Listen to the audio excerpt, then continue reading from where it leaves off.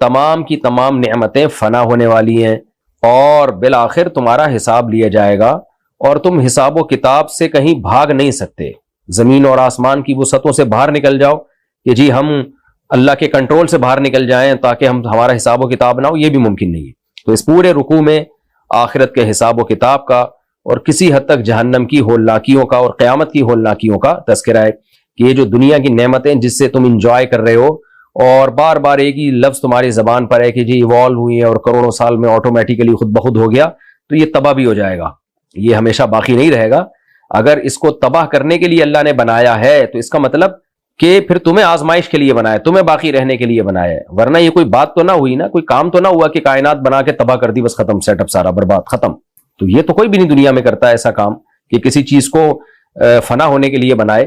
تو اگر اللہ نے یہ کیا ہے تو اس کا مطلب یہ کائنات مقصود نہیں ہے، مقصد اس سے کچھ اور ہے، وہ ہے انسان کو آزمانا تاکہ وہ اس کائنات کی وسعتوں میں غور کر کے اپنے خالق تک پہنچے اور پھر اللہ تعالیٰ نیک لوگوں کو اچھا بدلہ دے جنت کی شکل میں اور برے لوگوں کو جہنم کی آگ کی شکل میں سزا دے.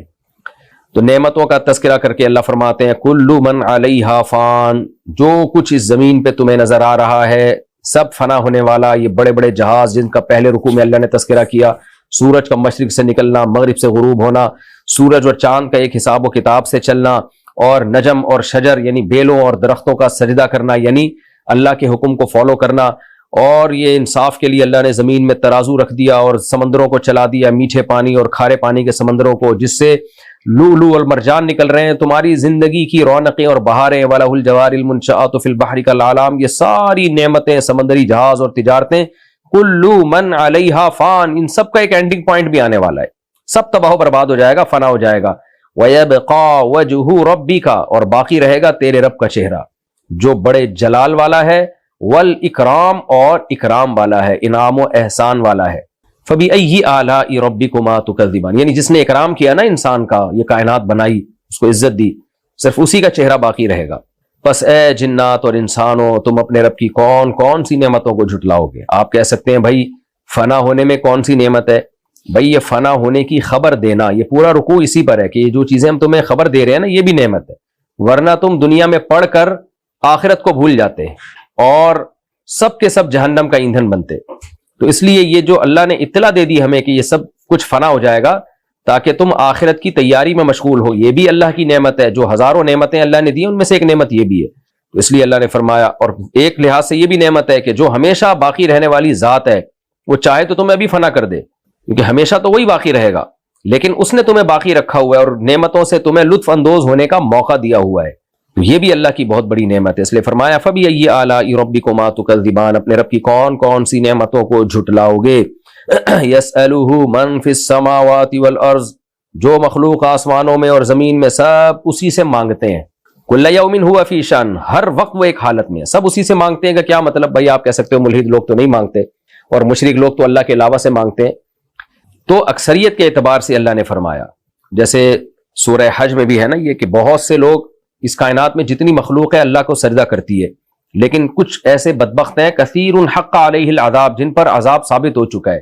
وہ ایسے بدبخت ہیں کہ وہ اللہ کے سامنے جھکتے ہی نہیں ہیں، وہ ملحد لوگ ہیں، ایتھیس لوگ ہیں. تو یہاں بھی اللہ نے فرمایا کہ جو بھی مخلوق ہے آسمان اور زمین میں اللہ ہی اس کو پکارتی ہے. اچھا کچھ تو ایسے بھی ہیں کہ جو نہیں پکارتے لیکن جب مصیبت میں پڑتے ہیں تو پھر بالآخر وہ بھی پکارنا شروع کر دیتے ہیں. تو اکثریت کے اعتبار سے اللہ نے فرمایا کل یوم ہوا فی شان، اس پکارنے کا نتیجہ کیا ہے کہ ہر وقت وہ ایک الگ حالت میں ہے. حالت کا کیا مطلب ہے؟ کسی کو بلند مرتبہ دے رہا ہے، کسی کے مرتبے کو گھٹا رہا ہے، کسی کو زندگی دے رہا ہے، کسی کو موت دے رہا ہے. یعنی ہم کہتے ہیں نا بھائی وہ بندہ تو بڑا مصروف ہے، ہر وقت کسی نہ کسی کام میں اور ایک نئی حالت میں مشغول ہوتا ہے. وہ کسی کو دولت دے رہا ہے، کسی سے دولت چھین رہا ہے، کسی کو حکومت دے رہا ہے، کسی سے حکومت چھین کے اس کو فقر و فاقہ میں مبتلا کر رہا ہے، کسی کو رزق دے رہا ہے، کسی سے رزق چھین رہا ہے، کسی کو اولاد دے رہا ہے، کسی کو بانجھ بنا رہا ہے. ہر وقت اصل میں اللہ تعالیٰ ہم سے ہماری زبان میں بات کرتے ہیں، یعنی ہم سے ہمارے محاوروں میں بات کرتے ہیں. اللہ تعالیٰ کو مشغول ہونے کی ضرورت نہیں ہے کاموں کو نمٹانے کے لیے. ایک ہی سیکنڈ کے کروڑوں حصے میں اللہ ہر کام کر سکتے ہیں، لیکن ہمیں سمجھانے کے لیے اللہ تعالیٰ یہ کلام کا یہ طرز اختیار کرتے ہیں. جیسے ہم دنیا میں کسی کہتے ہیں نا بھائی وہ تو فارغ نہیں ہے، وہ تو ہر وقت ایک الگ کام میں مشغول ہے، کبھی یہ کر رہا ہے کبھی وہ کر رہا ہے، جیسے کوئی حاکم بہت مشغول ہوتا ہے نا، بھائی وہ تو فارغ نہیں ہے. تو یہ ہم سے ہمیں ہمارے طریقے پہ سمجھانے کے لیے اللہ نے یہ انداز اختیار کیا کہ ہر وقت ایک الگ ہی حالت میں ہے، وہ ایک عجیب حالت میں ہے. وہ حالت کیا ہے؟ جو میں نے بتائی، کسی کو موت دینا، کسی کو زندگی دینا، کسی کی روزی میں اضافہ کرنا. آپ دیکھو نا، کروڑہا لوگ ایک ہی وقت میں اللہ کو پکار رہے ہوتے ہیں، اور وہ سب کی پکار ایک ہی سیکنڈ کے